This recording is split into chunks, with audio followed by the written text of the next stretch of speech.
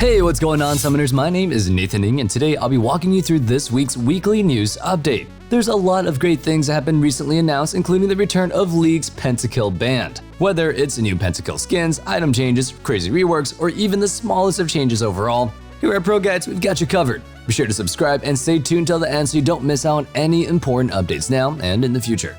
This wouldn't be a weekly news update if we didn't start off with everybody's favorite part, new skins. With the return of League's amazing Pentakill rock band, there also comes a new nice line of skins. It's best to think of these as a return album to revamp the older Pentakill line. Joining us again, we've got the same band members with Karthus, Kale, Mordekaiser, Olaf, Sona, and Yorick all receiving their own new Pentakill 3 Lost Chapter skins. Alongside them, we've got somebody new joining their ranks who honestly fits the theme pretty well. That's right, Summoners, we'll be getting a Dissonance of Pentakill Viego skin. This new skill line will feature new visual effects, sound effects, models, textures, and a recall animation. Plus, not only are these skins all worth 1350 RP, but they also feature 8 chromas so you can further customize them to fit your own profile. Now, if you're a big Tristana fan, she's also getting the new Hextech skin. Like any other Mythic skins, this will cost 10 gemstones to unlock, but it's far more than worth it for your favorite Yordle. And don't forget, you'll also be able to flex with your friends that you have one of the mini gemstone skins. If you think just the skin isn't enough, it's okay. There's also going to be a new 2021 Hextech Ward. But before we dive further into our next skin line and PvE changes, don't forget to check us out at ProGuides.com where you get access to hundreds of lessons created by some of your favorite pro players. Right now we're doing a free trial that offers you a free coaching session when you sign up. Use the link in the description and pick up your free 3-day trial today. Nonetheless, let's get back into the video and dive right into a few of the new biggest balance changes. Now, we won't be covering many of the changes in depth here as there are a ton. This patch is massive due to it being the patch that will definitely heavily influence pro play. That being said, it'll be interesting to see how these changes affect elite levels of play considering some of them are a little bit strange. Starting us off strong, let's take a look at a few champions that are getting buffs to be able to deal with the jungle camps better. Kiana, among the other changes, is gonna have her Q's damage to jungle monsters increase from 100% to 125%. This increases her snowball and invade potential as she's able to get more farm in less time. Now, if we're talking about moving champions into the jungle role, we got Talon and Zed, and they're getting pretty strong buffs. Talon's W is now going to deal 150% damage to jungle monsters, which will help him out with his clear and help him provide better farm in the mid game. As for Zed, his passive will now deal 200% damage to jungle monsters. Up next, we've got a pretty massive change that has a lot of people concerned with pro play. While this doesn't directly influence the pro scene, it still has a fairly big impact overall for the future of gaming, at least in this region. It does seem that China has banned online gaming for anybody under the age of 18, except for 8 to 9 p.m. on Friday through Saturday. If that still sounds a bit confusing, well, that means if you're under the age of 18, you can no longer play online games like League of Legends unless it's the weekend and you play that for 1 hour. This just sounds like me in high school when my parents punished me for getting bad grades, but this is the entire China. It's kind of crazy. Not only does this concern a lot of people for the sake of pro play, but also put into question how LPL will deal with young developing talent. To put it into perspective, young talent like Pobelter and Danny hit Challenger when they were 14 and soon joined the pro ranks afterwards. Even Jackie Love won Worlds when he was only 17. It'll be a little bit more difficult on LPL to find and nurture great players with this one in place.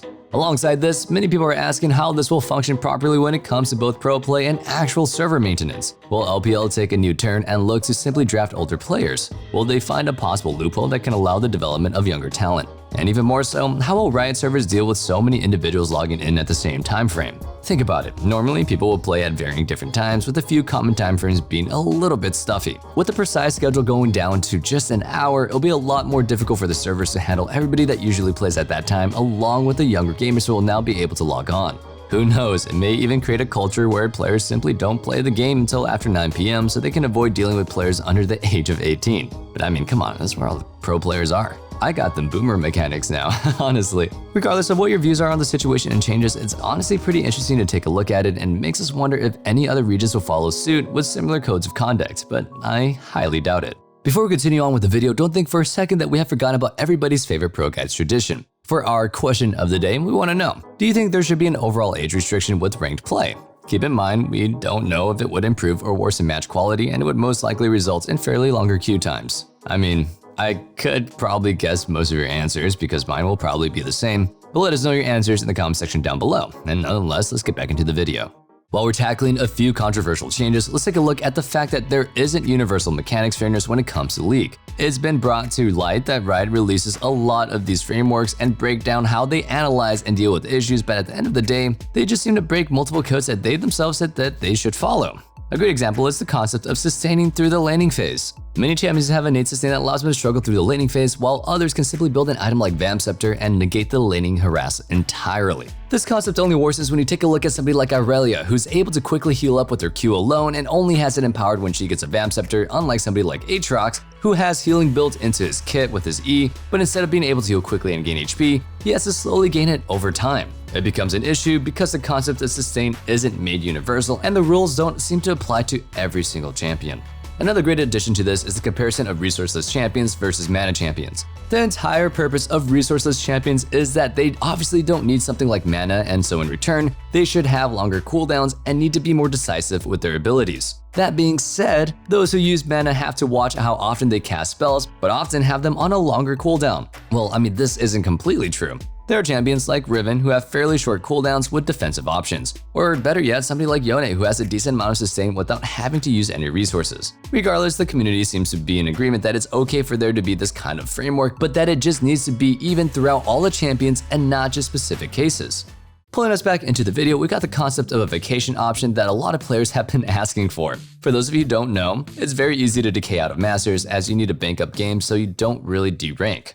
That being said, it can be fairly difficult for many Masters Plus players to do anything while also maintaining their ranks as they have to consistently spam games in order to take a break. It's great that decay exists since it allows for the latter to stay fairly fresh with players that grind the game. But that being said, it punishes you for going out and doing things like enjoying life. Anyway, players are advocating for a pass once per season that allows them to stop their account from decaying. Of course, this has the obvious side effects of allowing players to elo sit at the end of the season, but regardless, it would allow for a ton of players to take a break while also taking their rank grind seriously.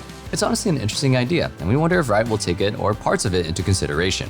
Now, before we continue on, if you want to join an amazing community of people like you that loves lists, talk pieces, and other things like this, check out our Discord using the link found in the description. So, what are you waiting for? Join! Nonetheless, let's get back into the video and take a look at some of the interesting esport news.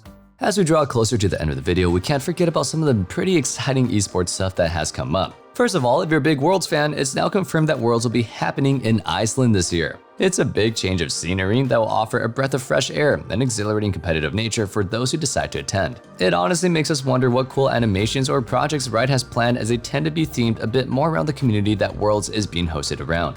Now, while everybody may be excited about Worlds, it's actually pretty strange how little people are interested in LCS at the moment. It seems the LCS Summer Split had the lowest peak viewership out of any other LCS season in the past 5 years. This means that no other season has compared in having so little maximum viewers at one time. Ironically, a lot of other regions and their Academy Leaguers are all reaching similar views that LCS is now. Whether or not that this is a problem will depend on how sponsors of LCS feel about the viewership changing. Regardless, it's so weird to see how little people are watching LCS when compared to previous years, especially when you consider how much League has grown. Who knows, Riot may have something in store that can completely flip pro play for better, but maybe for the worse. Before we close out the video, to make sure that you're all informed about your next solo queue match, let's quickly do a patch rundown. One of the biggest changes that was introduced this patch is that Mumu will now have 2 charges on his Q. Be sure not to be too caught out by surprise when you sidestep his engage just to get hit by the second one. Alongside the Mumu, Gangplank's also getting a nice mini rework that has significantly increased his damage when it comes to critical strikes. Plus, now he has more barrels. Beware of Crit Plank if he gets ahead, he may just one-tap you from afar. When it comes to Lucian, his damage is being slightly reduced, but he will now get a damage amp from his passive whenever he's buffed by an ally or when he hits his W. While this isn't anything massive, it'll add some power and synergies between champions like Lucian and Braum, or Lucian and Nami. Before we dive into the next massive change, for all of you Xayah mains out there, she's finally getting some nice quality of life changes. Not only is she getting a nice buff to her ultimate damage, but her Q will finally have its cast time scaled with attack speed. Now, this means that you'll no longer be shooting useless, slow Qs in the late game. Now, last but certainly not least, we've got a hefty list of Viego changes. Between him losing a significant amount of healing from his passive and his ultimate having a reduced slow, Viego is going to be suffering quite a bit. On the bright side, his Q now offers a bit more crit scaling, which means that you're rewarded for going for items like Kraken Slayer and Shield Bow instead of tanker variations like Sunderer. And that sums up our video for today. Thank you guys so much for watching, and don't forget to join our ProGuides family at ProGuides.com. We offer exclusive giveaways and classes that you won't be able to catch anywhere else, so stay tuned and don't forget to like, comment, and subscribe. We'll catch you guys in the next video, and don't forget, stay safe, stay healthy, and have a wonderful day. Peace.